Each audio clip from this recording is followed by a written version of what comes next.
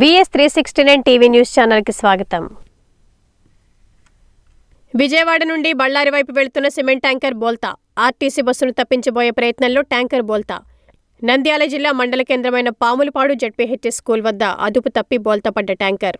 పాములపాడు ఆళ్లగడ్డ నాగభూషణరావు జిల్లా పరిషత్ హైస్కూల్ వద్ద కేజీ రోడ్డుపై విజయవాడ నుండి బళ్ళారి వెళ్తున్న సిమెంట్ కంపెనీ ట్యాంకర్ ఆర్టీసీ బస్సును తప్పించబోయి బోల్తా పడడం జరిగింది. ఇందులో ప్రయాణిస్తున్న డ్రైవర్తో సహా మరో ఇద్దరు స్వల్ప గాయాలతో ప్రాణాపాయం నుండి బయటపడ్డారు. జెడ్పీహెచ్ఎస్ స్కూల్ వద్ద స్కూల్ పిల్లలు రోడ్డు దాటుతూ ఉంటారు.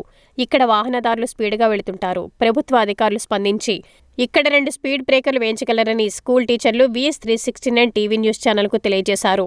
పాములపాడు మండల అధికారులు వెంటనే స్పందించి 2 స్పీడ్ బ్రేకర్లు వేయించగలరని ఆళ్లగడ్డ నాగభూషణరావు జిల్లా పరిషత్ హైస్కూల్ టీచర్స్ కోరుచున్నారు. నా పేరు తామరేకుల రవి.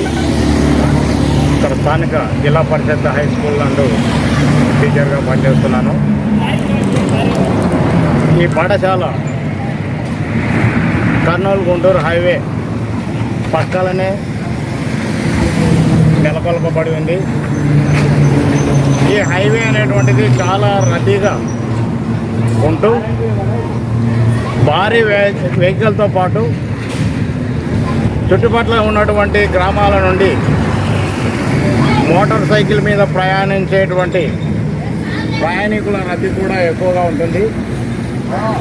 పాఠశాల ప్రారంభ సమయంలో కానీ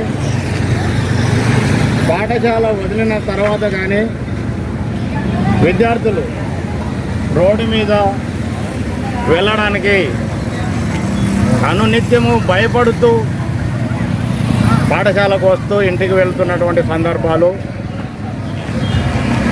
వెహికల్ యొక్క అతివేగము అనేటువంటిది ఎక్కువగా ఉంటుంది. కాబట్టి ఆ అతివేగం వల్లనే నేడు భారీ వాహనము పాఠశాల ముందునే బోల్తా పడడం అనేటువంటిది జరిగింది.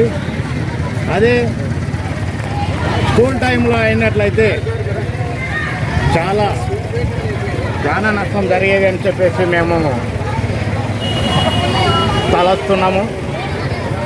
అటువంటి భయం నుండి విద్యార్థులు స్వేచ్ఛగా పాఠశాలకు రావాలంటే R&B అధికారులు వెంటనే స్పందించాల్సినటువంటి అవసరం ఎంతైనా ఉంది.